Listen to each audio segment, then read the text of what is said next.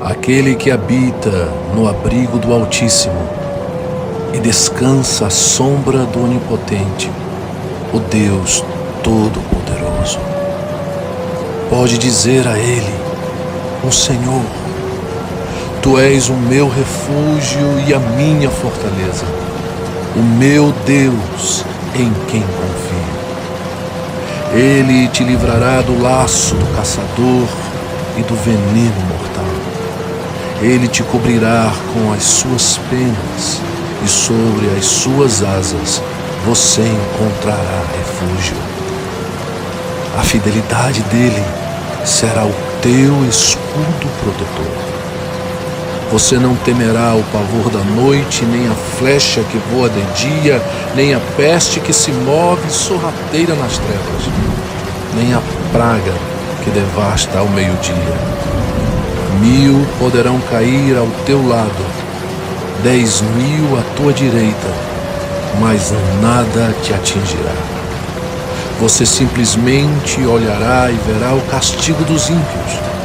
Se você fizer do Altíssimo o teu abrigo, do Senhor o teu refúgio, nenhum mal te atingirá, desgraça alguma chegará à tua tenda, porque a seus anjos ele dará ordens a teu respeito, para que o protejam em todos os teus caminhos.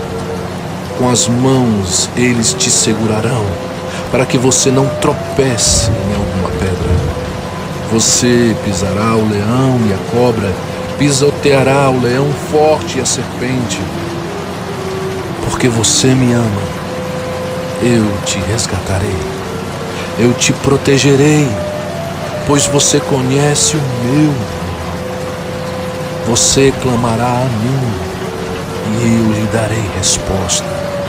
E na adversidade estarei contigo, vou te livrar e te cobrir de honra. Vida longa eu te darei e te mostrarei a minha salvação.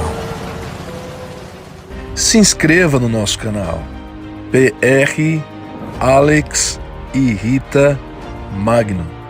Se foi bênção para você, clica no sininho para receber mais mensagens, dá o seu gostei para ajudar o canal e conte o seu testemunho ou algo que Deus fez na sua vida no momento em que você ouviu essa mensagem também. Compartilhe, hein? E siga-nos lá no Instagram, PR Alex e Rita Magno. Deus te abençoe.